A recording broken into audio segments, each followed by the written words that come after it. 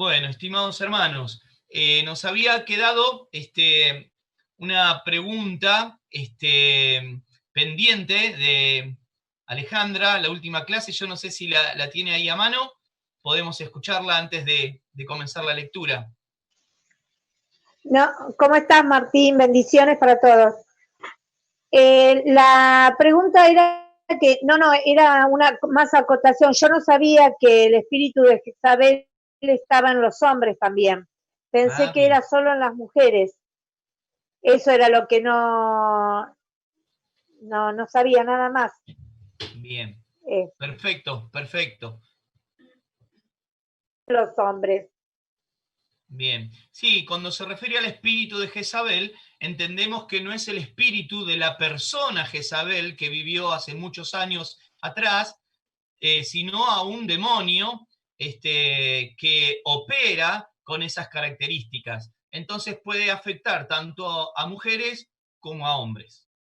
Amén. Bien, vamos a leer entonces Apocalipsis, capítulo 3, versículo 1 al 6, para ver qué sucedía o cuál fue el mensaje particular para esta iglesia en la ciudad de Sardis. Dice la palabra del Señor: escribe al ángel de la iglesia en Sardis, el que tiene los 7 espíritus de Dios y las 7 estrellas, dice esto: yo conozco tus obras, que tienes nombre de que vives y estás muerto. Sé vigilante y afirma las otras cosas que están para morir, porque no he hallado tus obras perfectas delante de Dios. Acuérdate, pues, de lo que has recibido y oído, y guárdalo, y arrepiéntete. Pues si no velas, vendré sobre ti como ladrón, y no sabrás a qué hora vendré sobre ti. Pero tienes unas pocas personas en Sardis que no han manchado sus vestiduras, y andarán conmigo en vestiduras blancas, porque son dignas. El que venciere será vestido de vestiduras blancas, y no borraré su nombre del libro de la vida, y confesaré su nombre delante de mi Padre y delante de sus ángeles. El que tiene oído, oiga lo que el Espíritu dice a las iglesias. Amén. Bueno, un pasaje bastante interesante por todo lo que podemos rescatar de él. Primero, que el Señor Jesús está presentando como el que tiene los 7 espíritus de Dios y las 7 estrellas. Dice esto: cuando habla de las 7 estrellas, está hablando de que Él tiene control sobre cada uno de los mensajeros o pastores. Y dice algo que es realmente fuerte, ¿no? Que prácticamente a ninguna de las otras iglesias les había dicho hasta ahora, porque dice el versículo 2, sé vigilante y afirma las cosas que están para morir. ¿Por qué le dice esto? Porque al principio, en el versículo 1, le dice: tienes nombre de que estás vivo, pero estás muerto. Amén. Bueno, ahora les voy a compartir parte de la reseña histórica de esta iglesia en la pantalla.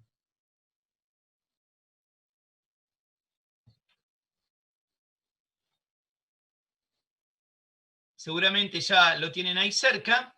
Dice: Sardis o Sardes era una ciudad situada a unos 53 kilómetros de Tiatira. Hoy en día está en ruinas, o sea que no existe más la ciudad de Sardis, ni siquiera con otro nombre. Dice: y solo queda un pequeño pueblo llamado Sard, al lado de las viejas ruinas de la ciudad original. En los tiempos de esplendor de esta ciudad era renombrada por sus industrias de lana, tintorerías, y los habitantes tenían fama de licenciosos y arrogantes, o sea, eran personas que tenían gran poder adquisitivo, un rango social importante, y eran muy orgullosos y arrogantes. Pero en el tiempo que Juan escribía el Apocalipsis, Sardis decaía rápidamente hacia una segura destrucción. La carta dirigida a Sardis es de las más duras, aunque se mencionan a unas pocas personas excelentes. En los tiempos de esplendor de la ciudad era renombrada por sus industrias de lana, tintorería, y sus habitantes tenían fama de arrogantes. Pero, ¿qué sucedió en este tiempo? La iglesia en su conjunto, o digamos mejor, los que integraban esa iglesia o esa comunidad, estaban contaminados contaminados por el espíritu del mundo. O sea que no eran en realidad verdaderos creyentes. ¿Por qué decimos esto? Fíjese el versículo 1, ¿no? Cuando dice el Señor, yo conozco tus obras, que tienes nombre de que vives y estás muerto. Ahora yo me pregunto, ¿no? ¿Será que el Señor era un verdadero hijo de Dios, que ha nacido de nuevo, que tiene al Espíritu Santo, le puede decir que estás muerto? De ninguna manera. El Señor aquí se está refiriendo a personas que asistían o que formaban parte, digamos, de esta comunidad en la iglesia de Sardis, pero que no habían nacido de nuevo, sino que seguían viviendo una vida pecaminosa. Por eso el Señor le dice en el conjunto a esta congregación, tienes nombre de que estás vivo, pero en realidad estás muerto. Y cuando está diciendo muerto, por supuesto que no se refiere a una muerte física, sino a una muerte espiritual. Quiere decir que ese grupo de personas aún no habían nacido de nuevo. Luego dice, versículo 2, sé vigilante y afirma las otras cosas que están para morir, porque no he hallado tus obras perfectas delante de Dios. Quiere decir que ni siquiera las obras que estaban realizando las hacían de manera agradable delante de Dios. Ya ni siquiera lo externo tampoco era agradable delante de Dios. En los versículos siguientes, fíjese el versículo 3, dice, acércate, acuérdate, pues, de lo que has recibido y oído, y guárdalo, y arrepiéntete, pues si no velas, vendré sobre ti como ladrón, y no sabrás a qué hora vendré sobre ti. Acuérdate, ¿de qué se tiene que acordar? De la palabra de Dios, del mensaje predicado, el mensaje original que ellos recibieron y escucharon.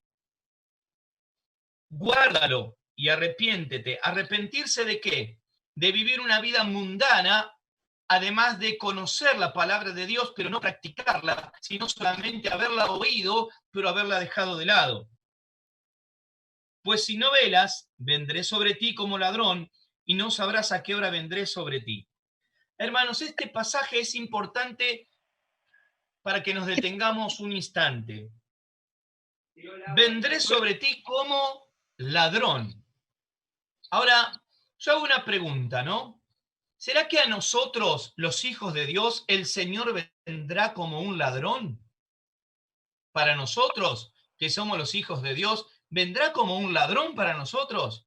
¿Qué características tiene un ladrón? ¿Usted sabe? ¿Lo está esperando? ¿Está deseando que venga? No, de ninguna manera. No queremos que venga el ladrón, no tenemos ni idea cuándo va a venir, y es algo fortuito. Entonces, yo vuelvo a hacer esta pregunta reflexionando, ¿será que el Señor para nosotros, los hijos de Dios, vendrá como un ladrón? No. ¿Quiénes están esperando a Jesús? Amén. Amén. Estamos Amén. esperando al Señor. Entonces para nosotros no es como un ladrón que va a venir de repente. Nosotros le esperamos en este instante, le esperamos ahora. Este pasaje les está hablando a personas que no habían nacido de nuevo, personas que no tenían a Cristo en su corazón. ¿Y a qué se refiere esto? Vendré a ustedes como un ladrón. Hay otros pasajes en la Biblia que también se refieren a esto, que el Señor vendrá como ladrón en la noche. Se está refiriendo para aquellos que no le esperan al Señor.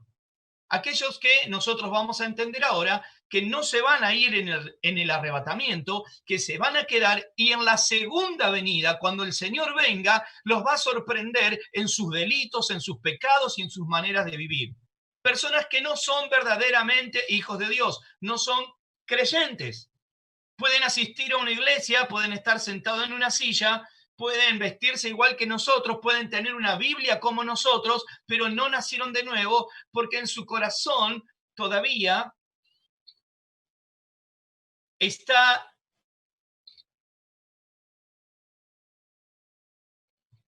¿Me escuchan bien, hermanos? Amén. Porque su corazón no ha sido regenerado. Amén. Entonces, dice, vendré sobre ti como ladrón y no sabrás a qué hora vendré sobre ti. No se refiere al arrebatamiento de la iglesia, que tampoco nosotros sabemos cuándo va a ser, pero nosotros sí esperamos al Señor y queremos que venga. Dice el Espíritu y la iglesia dicen, ven Señor Jesús. Ahora, cuando se refiere a estas personas que no están obedeciendo al Señor, que no son del Señor, se refiere que el Señor vendrá de repente hacia ellos y realmente tendrán un grave problema, porque se las van a tener que ver con el Rey de Reyes y Señor de Señores. Versículo 4. Dice, pero tienes unas pocas personas en Sardis que no han manchado sus vestiduras y andarán conmigo en vuestras vestiduras blancas porque son dignas. O sea, hay algunos pocos dentro de esa comunidad o esa congregación de personas, hay algunos pocos que son dignos, algunos pocos que han sido lavados con la sangre del Cordero, algunos pocos que tienen vestiduras blancas, que no las tienen manchadas. ¿Manchadas con qué? Con el pecado, con el mundo, con el sistema. Entonces es importante diferenciar esto. Le está hablando, y es un mensaje durísimo del Señor a este tipo de organizaciones donde las personas viven una vida de liviandad, de pecado, donde da lo mismo cómo vivir, pero aún allí dentro de esos sistemas puede haber unas pocas personas que realmente sean del Señor y que hayan lavado sus vidas, sus vestiduras con la sangre del Cordero y sean del Señor y sean salvas. Amén. Dice, hay algunas pocas personas. Fíjense lo que dice el versículo 5. El que venciere será vestido ¿de qué? De vestiduras blancas. Y no borraré su nombre del libro de la vida, y confesaré su nombre delante de mi Padre y delante de sus ángeles. Bueno, con este versículo en particular, hermanos, hay algunas problemáticas de interpretación. Y yo les voy a comentar por qué.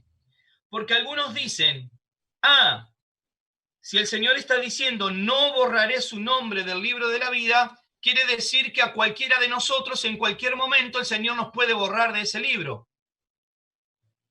¿No han escuchado eso alguna vez? Ojo, que el Señor te puede borrar del libro de la vida. Que si justo el Señor viene en este momento a buscar su iglesia y vos te estás portando mal, entonces te quedás porque el Señor te borró del libro de la vida. Bueno, yo voy a decir algunas cosas al respecto de esto, pero una de ellas es la siguiente. Hermanos, si fuera de esa manera, de que cada vez que nosotros cometemos algo malo o un pecado, el Señor nos borra del libro de la vida, en mi lugar ya tendría un agujero enorme el libro. No solo el suyo. Tal vez usted nunca peca, nunca se equivoca, nunca hace nada malo, pero imagínese si cada vez que nosotros le fallamos a Dios, el Señor borra el libro y después lo vuelve a escribir, después lo borra, lo vuelve a escribir. No hay sustento ni fundamento bíblico para eso.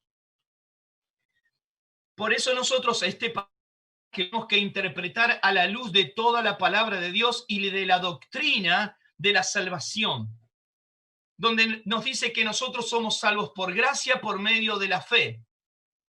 Y esto no de nosotros, sino que la fe es un don dado por Dios. Efesios capítulo 2, versículo 8. Tome nota de ese pasaje. Efesios capítulo 2, versículo 8. Somos salvos por medio de la fe. Y uno dice, bueno, pero yo tengo que tener o no fe. Pero agrega que la fe es un don de Dios. Y que no proviene de nosotros, entonces. La fe es un don de Dios a nuestras vidas. Ahora, ¿a qué se refiere entonces este versículo que dice, y no borraré tu nombre de la vida? Esto es una afirmación. Es una afirmación. Está diciendo, ustedes que tienen las vestiduras blancas, tienen seguro de que no les voy a borrar el nombre del libro de la vida. Esto está diciendo este pasaje. No está diciendo otra cosa. Está diciendo, el que venciere.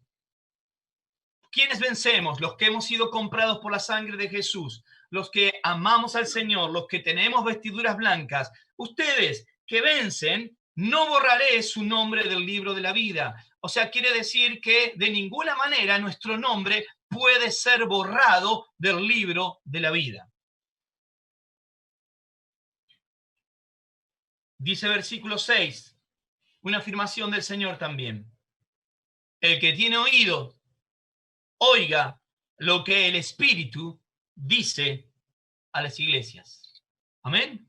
Quienes tienen oído, lo habíamos dicho antes, es que aquellos que tienen la capacidad para oír la palabra de Dios, entenderla en sus corazones. Al que venciere, será vestido de vestiduras blancas, y no borraré su nombre del libro de la vida, y confesaré su nombre delante de mi Padre y delante de sus ángeles. Amén. Ahora, esto de la salvación de Dios tiene que ver con este versículo, sí.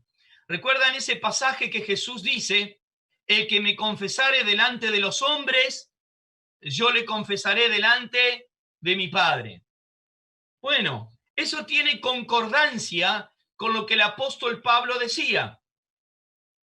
El que confesare a Jesús con su boca o con sus labios será salvo. Tiene que ver con esto. A ver, los que somos verdaderamente hijos de Dios, los que hemos sido comprados con la sangre de Cristo, confesamos a Cristo cuando las cosas van bien y cuando las cosas van mal también. Cuando nos aplauden porque somos cristianos o cuando nos quieren matar porque somos cristianos. A eso se está refiriendo. A eso se refiere. Los que son capaces de reconocer que son mis hijos, los que son capaces de reconocer que son cristianos en todo momento, en todo lugar, en todo tiempo, esos son los que serán confesados por Jesús delante del Padre. Amén. Es una capacidad espiritual.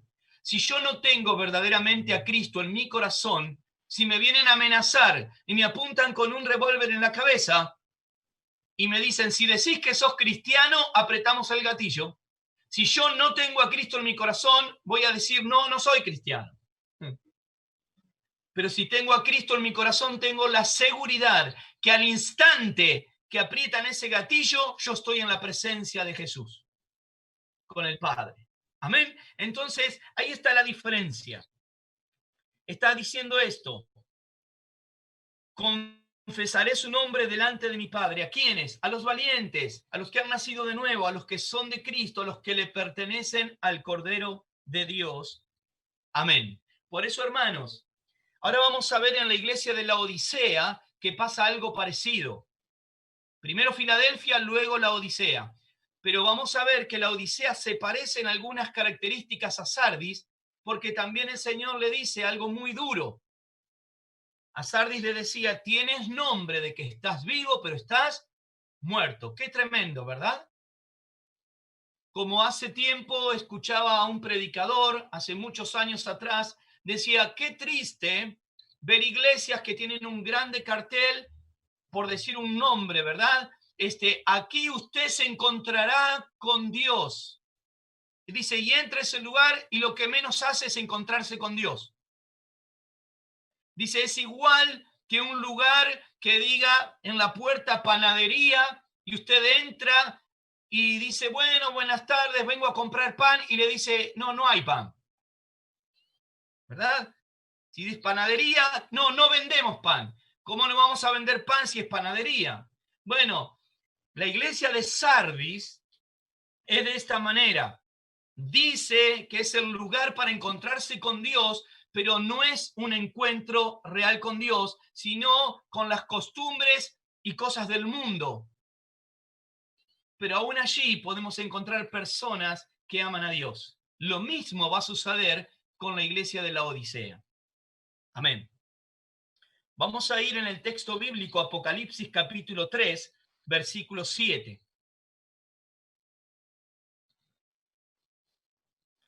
Dice la palabra del Señor. Escribe el ángel de la iglesia en Filadelfia. Esto dice el santo, el verdadero, el que tiene la llave de David, el que abre y ninguno cierra, y cierra y ninguno abre. Yo conozco tus obras, he aquí he puesto delante de ti una puerta abierta, la cual nadie puede cerrar. Porque aunque tienes poca fuerza, has guardado mi palabra y no has negado mi nombre. He aquí yo entrego de la sinagoga de Satanás a los que dicen ser judíos y no lo son, sino que mienten. He aquí yo haré que vengan y se postren a tus pies y reconozcan que yo te he amado. Por cuanto has guardado la palabra de mi paciencia, yo también te guardaré de la hora de la prueba que ha de venir sobre el mundo entero, para probar a los que moran sobre la tierra. He aquí yo vengo pronto. Retén lo que tienes para que ninguno tome tu corona.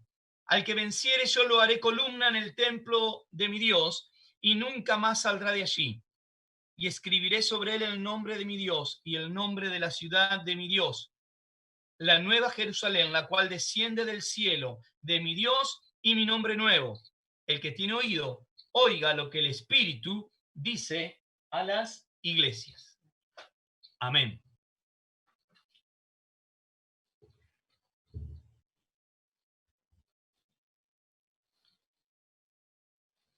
Este pasaje es tremendo y quiero que tomemos en cuenta lo siguiente. Yo ahora le voy a dar algunas referencias históricas de esta iglesia, pero estas dos últimas, en particular, Filadelfia y la Odisea, casi todos los estudiosos de la Biblia coinciden en que tienen las características de las iglesias del último tiempo. Los dos extremos.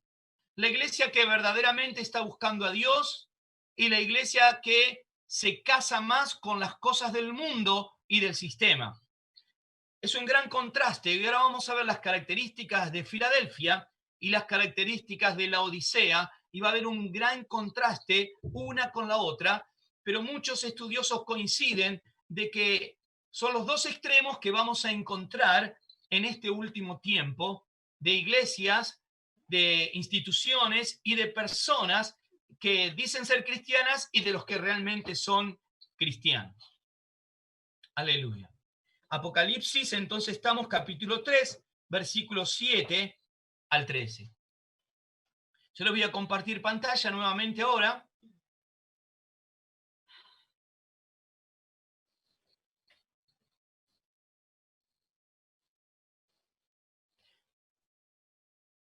Filadelfia, el nombre significa afecto o amor fraternal. Estaba más o menos a unos 45 kilómetros de la ciudad de Sardis, de la iglesia de Sardis, ubicada en un valle. Hubo un terremoto que sacudió a la ciudad de Sardis y destruyó también la iglesia de Sardis. Sin embargo, a Filadelfia no le pasó absolutamente nada, y ahora vamos a hablar del cumplimiento profético para esa iglesia. El emperador romano Tiberio mandó reconstruirla, y como agradecimiento los de la ciudad, no los de la iglesia, hicieron un templo a Germánico, el hijo del emperador, un hijo adoptivo. También allí había otro templo dedicado a Dionisios, otro hombre, que los romanos lo llamaban el dios Baco, del cual sale el dios bacanal, que hace referencia al vino o a las fiestas del vino. Por eso en las fiestas en esta ciudad a los dioses lo que ocurría eran borracheras generalizadas en toda la ciudad. Y asociadas a las borracheras, imagínense todos los disturbios y las cosas bajas que sucedían en esa ciudad.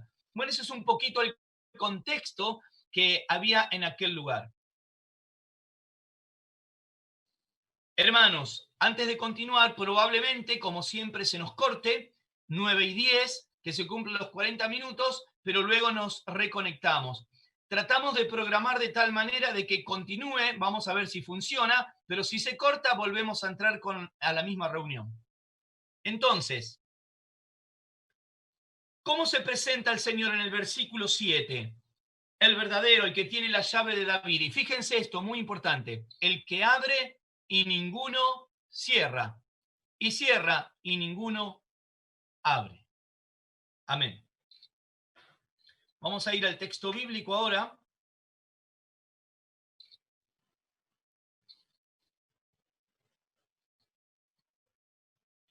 Vamos a encontrar que en el versículo 8, el Señor le dice a esta iglesia: yo conozco tus obras y he puesto delante de ti una puerta abierta. Bueno, hermanos, cuando este versículo dice: he puesto delante de ti una puerta abierta, yo quiero que recuerden, ¿a alguna otra iglesia se le dijo esto? A ninguna. Ninguna de las que ya vimos, y vamos a ver que tampoco a la Odisea. A la única iglesia que se le menciona: he aquí puesto delante de ti una puerta abierta, es a la iglesia de Filadelfia. Dice: la cual nadie puede cerrar, porque aunque tienes poca fuerza, has guardado mi palabra y no has negado mi nombre. Bueno, esto de la puerta abierta, yo quiero compartirles un texto para que podamos verlo un poquito más.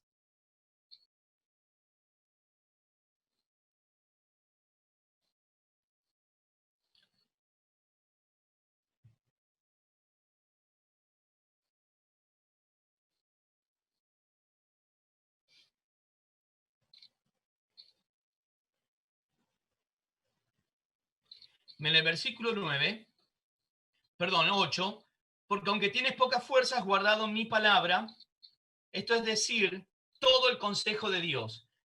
¿Cómo es esto de tener poca fuerza y guardar su palabra? Cuando habla de fuerza aquí la Biblia, se refiere a un poder de establecimiento como institución aquí en la tierra. O sea, un grupo de personas o una congregación que para el mundo era insignificante, en el sentido de que no era influyente ni en los negocios, ni en las situaciones administrativas de la ciudad.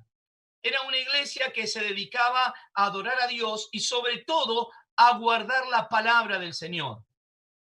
Porque cuando dice: has guardado mi palabra, se refiere a todo el consejo de Dios. No le sacó nada ni le agregó nada a la palabra. Ahora, cuando dice en el versículo, en la primera parte, ¿no? Yo conozco tus obras y hay una puerta abierta. Está diciendo a esta única iglesia y se está refiriendo a algo que Dios está abriendo para el futuro. Porque recuerden que el Apocalipsis tenía tres partes. Una, las cosas que has visto, era la revelación del Señor Jesús.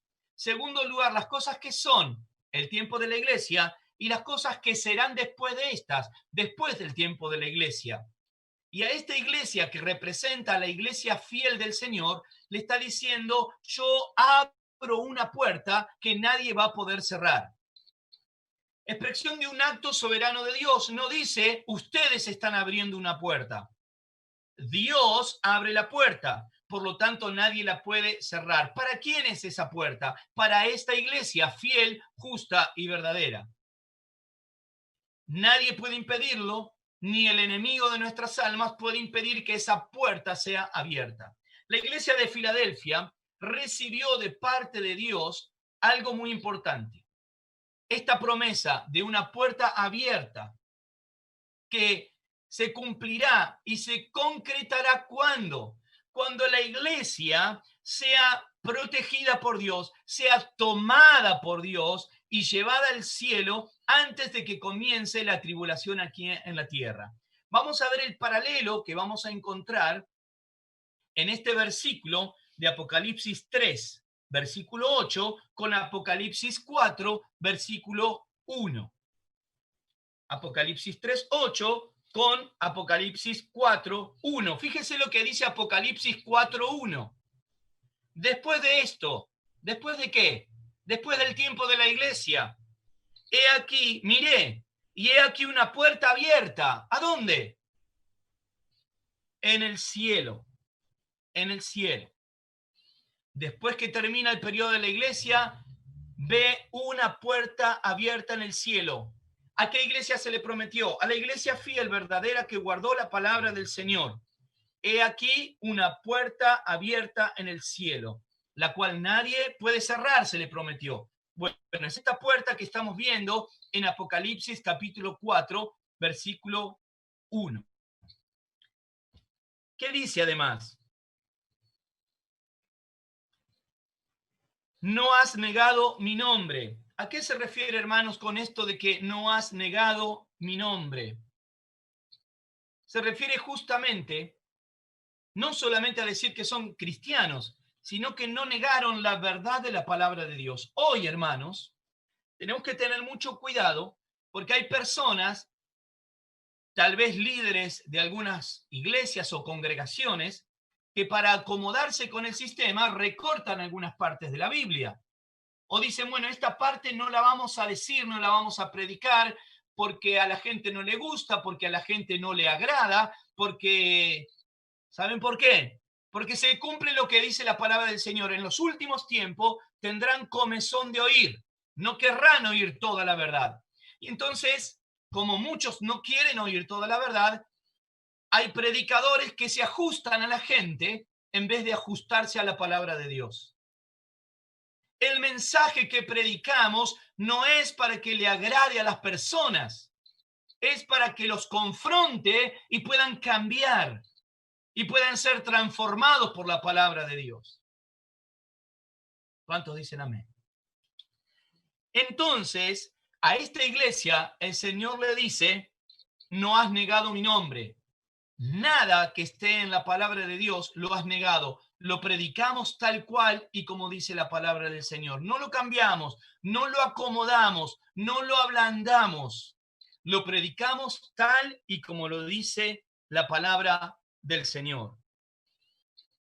Versículo 9 dice, he aquí yo entrego de la sinagoga de Satanás, nuevamente, como en otra de las iglesias que había alabado esa parte, o el Señor lo había reconocido, de que iba a hacer diferencia entre los que son verdaderamente hijos de Dios y los que no lo son.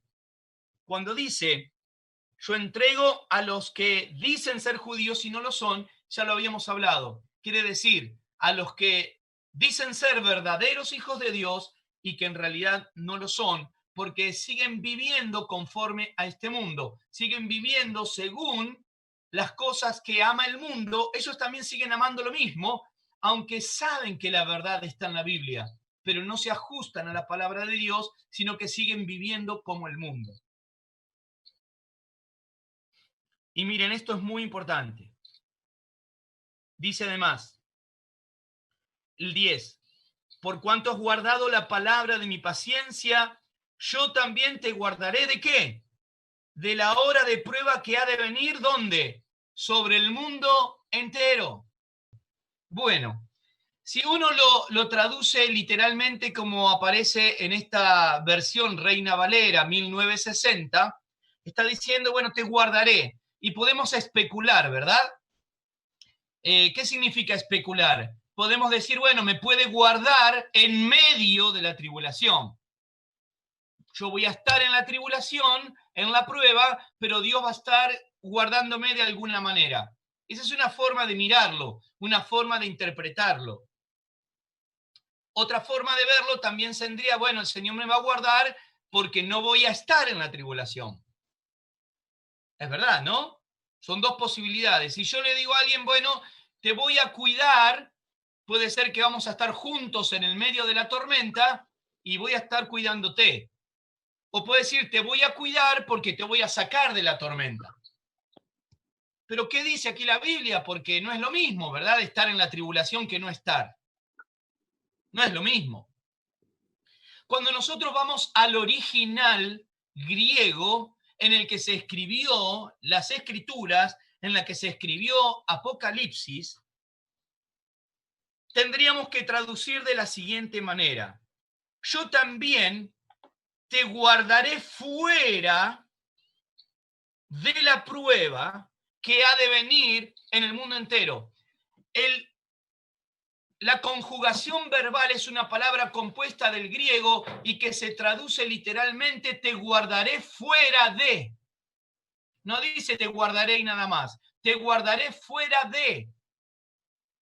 No es lo mismo, ¿verdad? Entonces, ¿qué le está diciendo el Señor a esta iglesia? Por cuanto fuiste fiel, guardaste mi palabra, te voy a guardar fuera de la tribulación. No podemos entonces especular y decir, bueno, ¿será que vamos a estar y entonces el Señor nos va a guardar en la tribulación?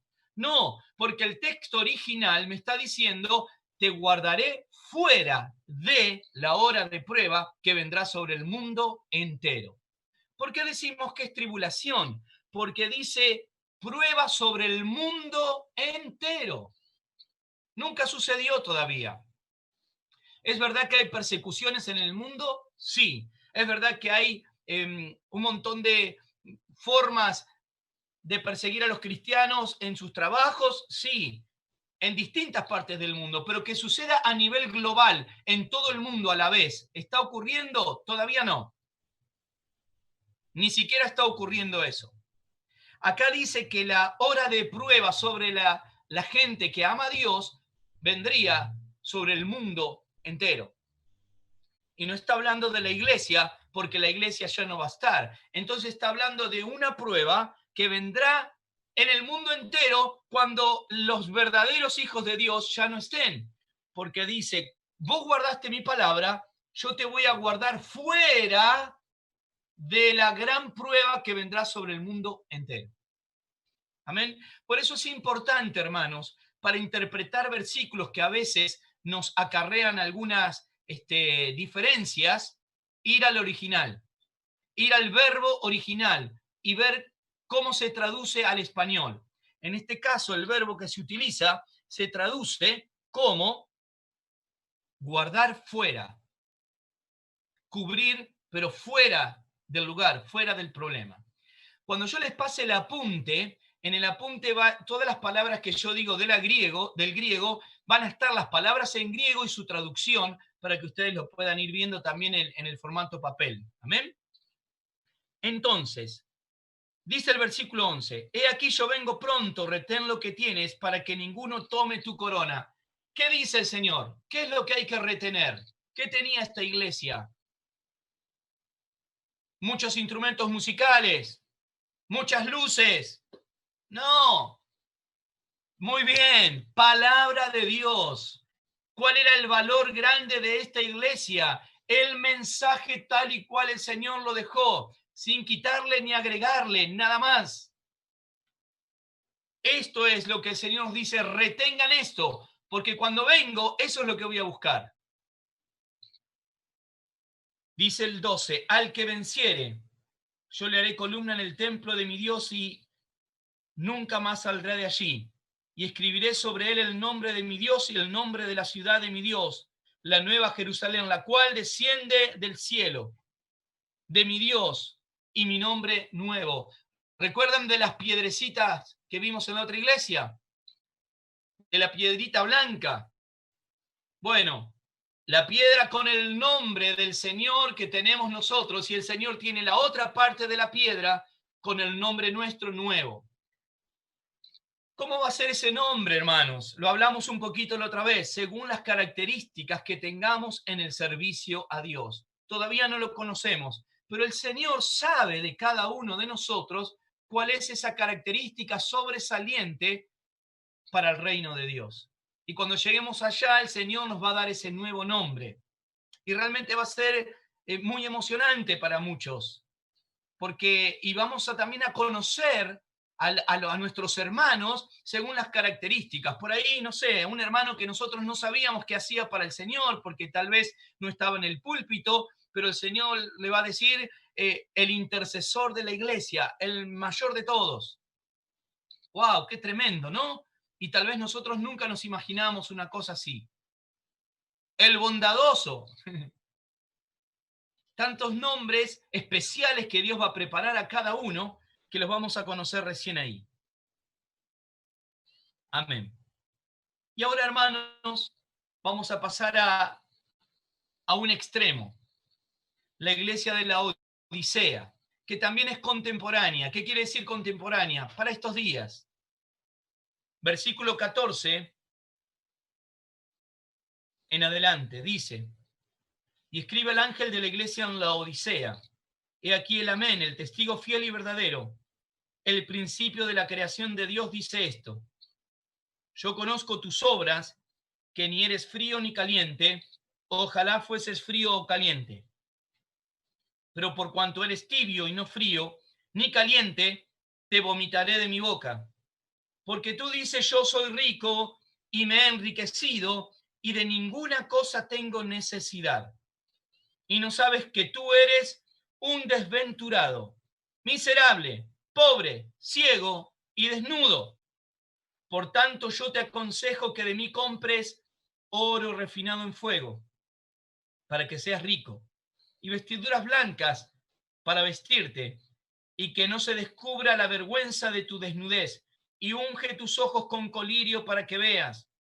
Yo reprendo y castigo a todos los que amo. Sé pues celoso y arrepiéntete. He aquí, yo estoy a la puerta y llamo. Si alguno oye mi voz y abre la puerta, entraré a él y cenaré con él, y él conmigo. Al que venciere le daré que se siente conmigo en mi trono, así como yo he vencido y me he sentado con mi Padre en su trono. Al que tiene oído, oiga lo que el Espíritu dice a las iglesias. Amén. Aleluya. Qué tremendo mensaje, ¿verdad?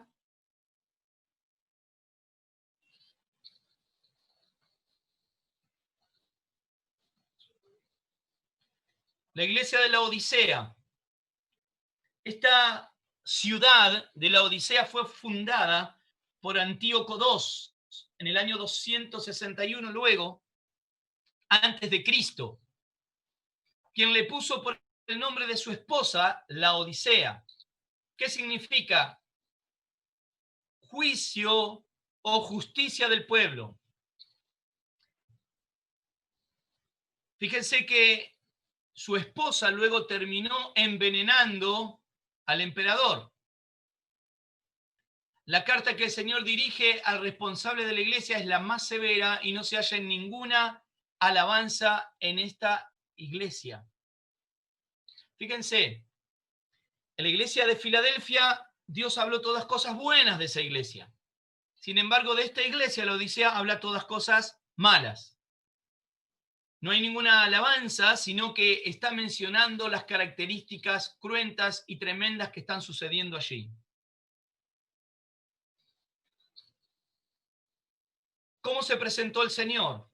Como el primero y el último, como el principio de la creación de Dios, se presentó como Dios mismo con toda la autoridad para juzgar. Y dice: yo conozco tus obras, versículo 15, que no eres ni frío ni caliente, ojalá fuese frío o caliente, pero en cuanto eres tibio y no frío, te vomitaré de mi boca. Qué expresión fuerte, ¿verdad? Imagínense que usted quiere de alguna manera agradar a alguien y le dice: la verdad que no te aguanto. La verdad que me dan ganas de vomitar cuando te veo. Me causás náuseas. Qué duro, ¿no? Pero imagínense la dureza de la expresión de esta carta. Porque está diciendo: por cuanto no eres ni frío ni caliente, eres tibio, te vomitaré de mi boca. Es una expresión realmente fuerte.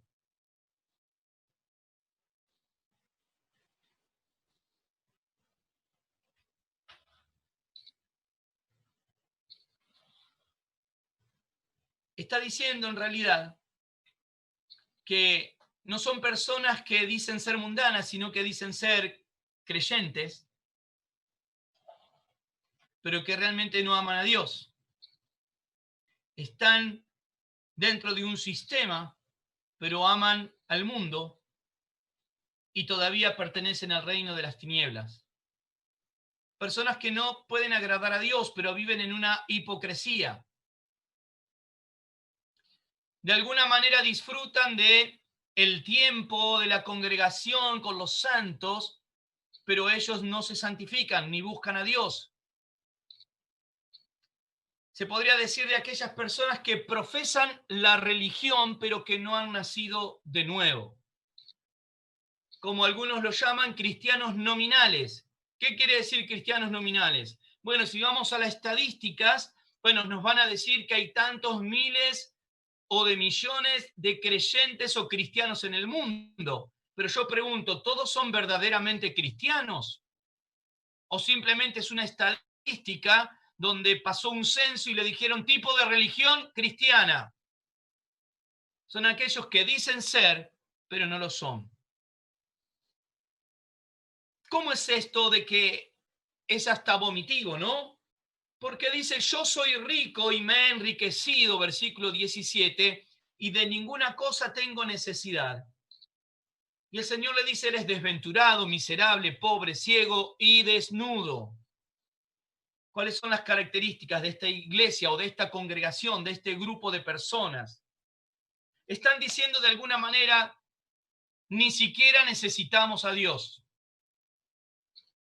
Nosotros ya sabemos funcionar. Ni siquiera necesitamos obedecer a todo el consejo de la palabra de Dios, porque miren qué bien que nos va. Nos va tan bien que no necesitamos ajustarnos a la palabra de Dios. No necesitamos someternos a todo el consejo de la Biblia porque nos va muy bien. Hermanos, espero que no sea el caso de ninguno, pero tal vez hayan escuchado alguna vez algunas personas de esta manera hablar, ¿no? Y decir, wow, qué bendecida que debe ser esa iglesia, porque mire todos los autos nuevos y 0 kilómetros que están ahí estacionados en la puerta. Esa es una iglesia bendecida realmente. O decir, mire, porque y están midiendo todo lo material, lo económico, lo perecedero, para decir que un lugar tiene éxito o no. Ahora, un lugar tiene éxito o no cuando realmente se aferra a la palabra del Señor sin tener relación alguna con las cuestiones materiales. De ninguna manera. Ni siquiera con la cantidad de personas. Podemos decir, uy, pero mira cuántas personas que van, qué éxito, qué bien, seguramente ahí se mueve el poder de Dios por la gran cantidad de personas. No. Yo puedo asegurarles que más de una vez los testigos de Jehová llenaron estadios aquí en Argentina. Los brujos han hecho lo mismo. No se refiere a esto el poder de Dios, pero hay congregaciones que están midiéndose y diciendo, nosotros ya encontramos el método para tener éxito. Tenemos una forma para tener éxito y mantenerlo. A tal punto de que ahora se rigen por sus propios libros o sus propias ideas y dejan de lado la palabra del Señor. Entonces terminan diciendo esto, yo soy rico, no necesito nada, lo tengo todo, no necesito ni siquiera el consejo de Dios. Y pueden llegar a decir, bueno, algunas cosas puedo tomar de la Biblia para poder usarlas para que funcionen, pero no toman todo el consejo de la Biblia. Son características de las iglesias de este tiempo, que no tienen al Señor Jesucristo reinando en ese lugar, porque acomodan el mensaje al oyente, acomodan su predicación a lo que la gente quiere escuchar para mantenerlos entretenidos, contentos y felices, como yo les digo, y pronto les van a poner una butaca con pochoclo al lado y reclinable y con alguien que les haga masaje detrás. Está bueno, a mí me haría falta. Pero cuando estamos hablando del lugar donde se reúne la iglesia, no vamos a ser servidos, sino a servir a Dios, a glorificar a Dios. Vamos a rendirle culto al Señor. Pero en estos lugares se ha transformado y el culto ya no es a Dios, sino a los hombres mismos. Y es un sistema cerrado. ¿Y por qué digo cerrado? Por lo que dice luego. ¿A qué se refiere cuando dice desventurado? Está hablando de una calidad espiritual, alejado de la verdadera bendición de Dios. El oro acumulado no era moneda corriente en el reino de Dios, no había dinero. Pero hoy en día las características de esta iglesia aparecen. la acumulación de dinero, la acumulación de cosas materiales. Miren, hermanos, hace tiempo un joven de otra congregación, en un lugar de estudio, me dijo, estoy muy mal y tengo un problema en mi mente. Dice, estamos orando por los misioneros y vemos que hay misioneros que tienen lo justo para vivir y algunos se tienen que volver de donde están porque no tienen el dinero suficiente para seguir predicando. Dice, pero en la iglesia donde yo estoy, compraron una pantalla gigante, dice que está tasada en dólares y en dinero de acá en ese momento eran millones en pesos. Dice, ¿no sería eso mejor enviarlo a los misioneros para que sigan predicando y no tener una pantalla gigante enorme? Les tiro la pregunta. ¿Por qué? Porque se va del lugar que corresponde. El Señor nos mandó a ¿qué? Ir y hacer discípulos a todas las naciones, no a concentrarnos en un lugar y acumular riquezas. El Señor nos envió a eso. Por eso dice, desventurado, miserable. Se creían autosuficientes. No necesitamos de nadie ni que nadie nos venga a decir nada. Pobre. Se creían ricos porque tenían poder monetario en la iglesia de la Odisea, pero no tenían la calidad espiritual necesaria. Ciegos, ¿por qué? Porque no podían ver realmente al Señor, sino que estaban viendo su éxito en los negocios. Fíjese que el Señor le dice, les recomiendo que compren colirio. Curiosamente, en esa ciudad se exportaba colirio a otras ciudades. Ellos vendían colirio y el Señor les dice, necesitan colirio. Yo podría decir, ¿cómo es posible? El Señor le está diciendo, ustedes se basan todo en lo material, pero se están olvidando de su vida espiritual.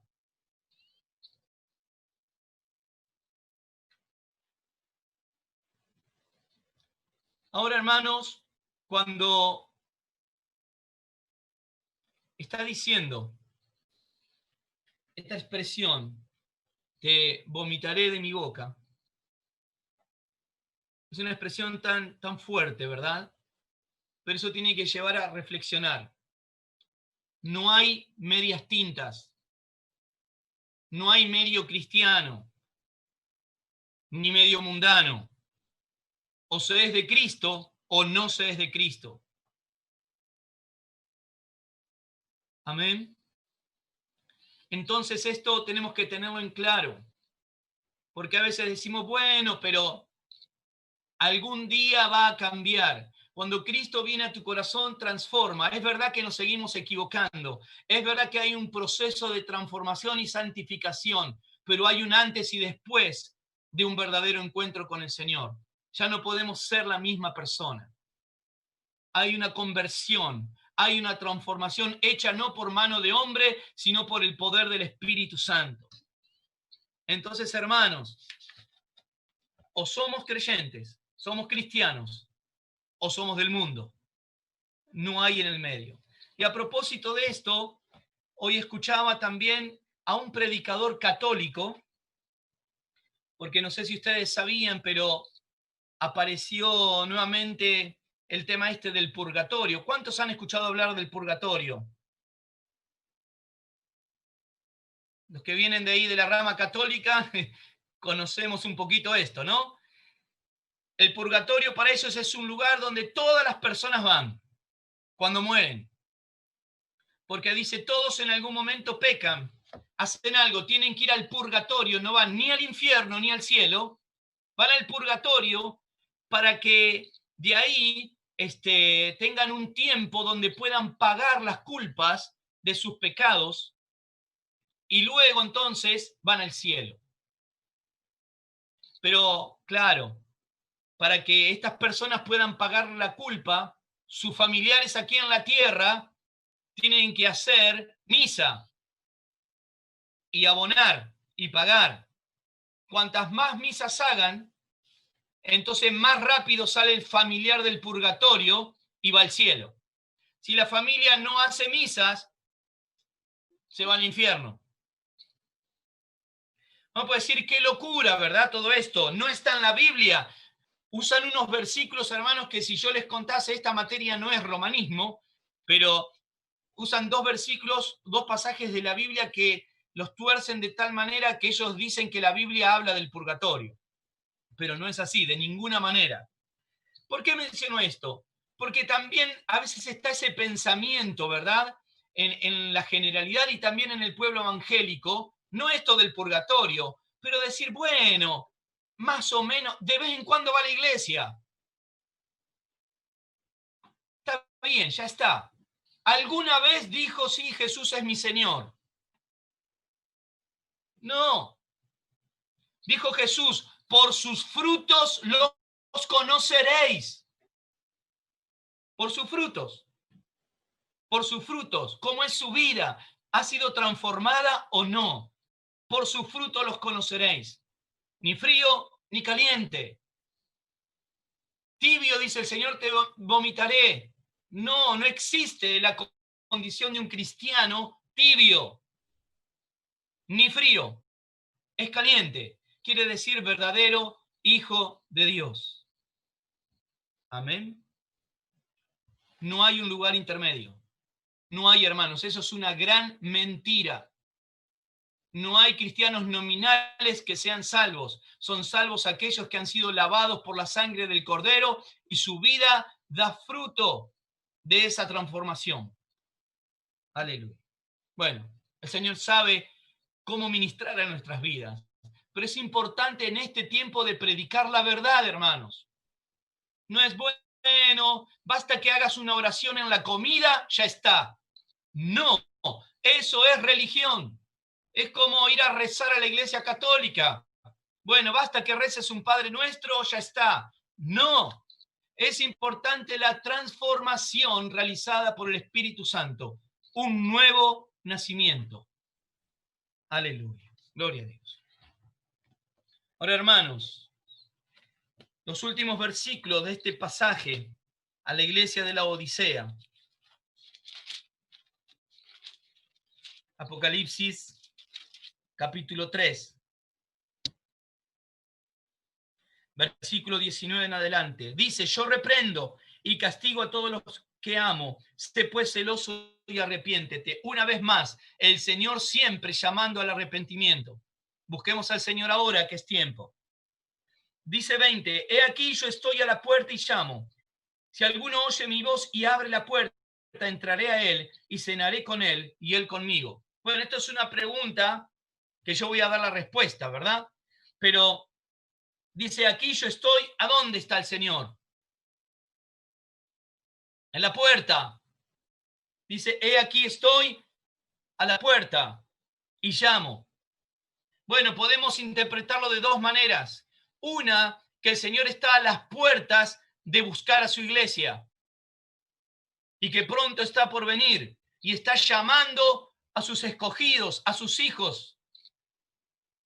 Y otra interpretación, porque es específica para esta iglesia, con estas características de la Odisea, el Señor está diciendo, yo estoy a la puerta y estoy golpeando, porque no estoy adentro de ese sistema. No estoy adentro de ese sistema que se dice iglesia, pero no es iglesia. Yo estoy a la puerta y llamo. Y dice, y si alguno que está dentro de ese sistema me oye, abriré, y no dice entraré a ese lugar, entraré a él, a esa persona específicamente. Entraré a él y cenaré con él y él conmigo. Habla de una relación personal y íntima de Dios. Un hermano hace muchos años que ya partió con el Señor, cuando yo era un niño todavía, cada vez que te saludaba te decía, hermano, la salvación es personal. Es personal. Es una relación personal con Dios, íntima con Dios. El Señor está llamando a la puerta de esos sistemas que dicen ser iglesias, pero no lo son. Y si alguno es de Cristo, va a oír y se va a acercar al Señor. Jesús dijo también, mis ovejas oyen mi voz y me siguen. Si hay ovejas del Señor y escuchan el verdadero mensaje de la palabra de Dios, salen de los sistemas que parecen iglesia, pero no lo son, y vienen a los pies de Cristo. Entonces, hermano, cuando usted escuche la palabra de Dios, corra hacia Cristo, corra hacia la palabra de Dios. Dice luego, al que venciere, le daré que se siente conmigo en mi trono, así como yo he vencido y me he sentado con mi Padre en su trono. El que tiene oído, oiga lo que el Espíritu dice a la iglesia. ¿Qué tipo de vencer o a qué forma de vencer se refiere este pasaje? A tener la valentía de salir de esos sistemas y venir a los pies de Cristo. De dejarlo todo, de dejar el sistema religioso y venir a los pies de Cristo, de dejar un sistema religioso que está casado con el mundo, como la iglesia de la Odisea, y venir a la palabra de Dios. El apóstol Pablo decía, por cuantas cosas eran para mí ganancia, ahora las estimo como pérdida. Y Pablo decía, para gloriarme tenía muchas cosas. Hoy lo podríamos traducir y Pablo tenía muchos doctorados en teología y en todo lo que se nos ocurriera. Tenía una posición social importante y dentro de su religión mucho más todavía. Sin embargo, Pablo dijo, por amor a Cristo, todo eso lo estimo como pérdida. Al que venciere, al que vence todo esto, entonces yo le daré que se siente conmigo en el trono. Amén. No voy a continuar con otro capítulo porque se nos va a volver a cortar nuevamente. Amén. Terminamos con el tiempo de la iglesia. Entonces llegamos por ahora. Las cosas que has visto, la gloria del Señor, primeros capítulos. Y ahora terminamos con las cosas que son el tiempo de la iglesia. Y la próxima clase comenzaremos con capítulo 4, versículo 1, que ya leímos algo. Habla de lo que va a suceder en el cielo con la iglesia cuando termine el tiempo de la iglesia y lo que va a comenzar a suceder aquí en la tierra, o la tribulación, o como decía en Filadelfia, la hora de prueba que vendrá sobre el mundo entero. Amén. Tenemos 10 minutos, 9 en realidad, para alguna pregunta, hermanos. Pueden habilitar los micrófonos sin ningún problema.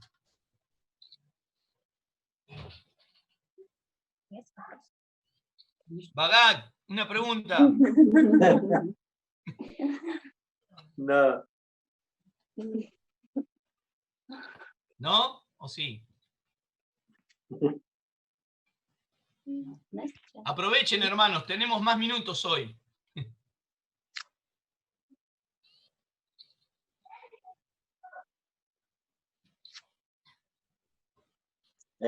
Bueno, hay una pregunta. Amén. ¿Viste, pastor? Ahora no acuerdo, parece que está este pasaje en este lugar, está en Efesios, donde Sí. apóstol Pablo escribe y dice que nosotros ya lo ganamos y estamos sentados con el Cristo en los cielos. Lugares ¿Te acordás de este celestiales, lugar? sí, amén. En lugares celestiales, que dice, ya estamos sentados con el Cristo. Amén. Y acá dice, lo que gana, lo voy a hacer que sienta. Uh-huh. Quiere decir después. Amén. ¿Cómo unimos estos dos pasajes? El de Efesios está diciendo nuestra condición real en Cristo, eterna. Para el Señor nosotros ya estamos sentados en lugares celestiales con Cristo, aunque todavía estamos acá en la tierra. Yo estoy sentado frente a una pantalla, usted está ahí en su casa, pero nuestra condición ya ganada, porque Cristo pagó el precio por nosotros, es que estamos sentados en lugares celestiales con Cristo. Cuando dice lugares celestiales con Cristo, se refiere a nuestra eternidad y nuestra condición eterna que reinaremos por siempre con Él. Pero también este pasaje de Apocalipsis se refiere a que nosotros vamos a reinar en el milenio con el Señor aquí en la tierra, por 1000 años. Amén. Entonces, cuando aquí le dice al que venciere, reinará conmigo, se está refiriendo también a un cumplimiento donde nosotros vamos a venir con el Señor en la segunda venida a establecer el reino del Señor aquí en la tierra y nosotros vamos a reinar con Él. aquí en la tierra por 1000 años. Pero el otro pasaje también se refiere a nuestra condición para siempre con el Señor, de que siempre vamos a estar con Él. Ya estamos, aunque todavía no en la práctica, pero nadie nos puede quitar esa posición. ¿Era eso la pregunta, Bagak? Sí, sí, Amén. amén. Hermanos. Alejandra.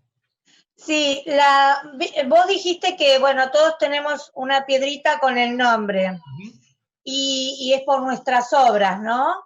Sí. Nuestras obras para Cristo. Para Cristo. ¿Y la corona? Bien, la corona tiene que ver, como dice el apóstol Pablo, también con un premio que el Señor nos va a dar. Amén. La piedrita es solo el nombre. Y la corona son todas las obras, que el que tenga muchas, bueno, por eso dice también el apóstol Pablo, dice, algunos van a ser salvos así como por fuego.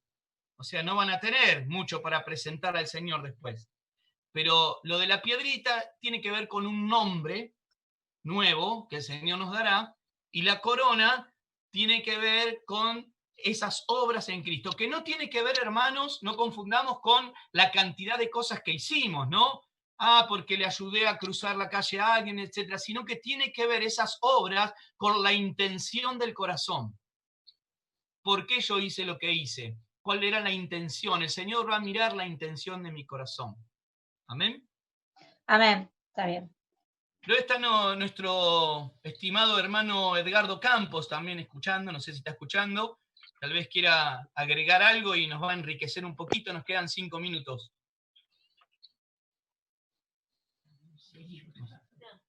¿Está o no está? No sé. No, bueno, está la foto solamente. Hermanos, ¿alguna otra pregunta?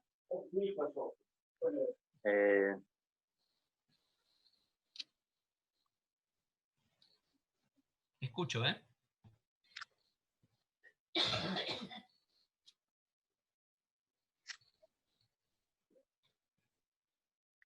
Bueno, hay otra pregunta, pastor. Amén. No es tan, tiene que ver con el Apocalipsis, pero con la salvación y lo que estábamos hablando. Sí. Yo quería, si puedes también hablar de eso. En Colosenses, ¿cómo dice? Colosenses. Colosenses 3:2, 3:3, dice, porque habéis muerto y vuestra vida está escondida con Cristo en Dios. Cuando Amén. Cristo vuestra vida... Sí. Cuando Cristo vuestra vida se manifieste, entonces vosotros también seréis manifestados con Él en gloria. Amén. Amén. Porque habéis muertos, se está refiriendo a que morimos a nuestra vieja vida. Pero que ahora somos una nueva creación en Cristo. Que dice, escondidos con el Cristo en Dios. Amén. Porque ahora...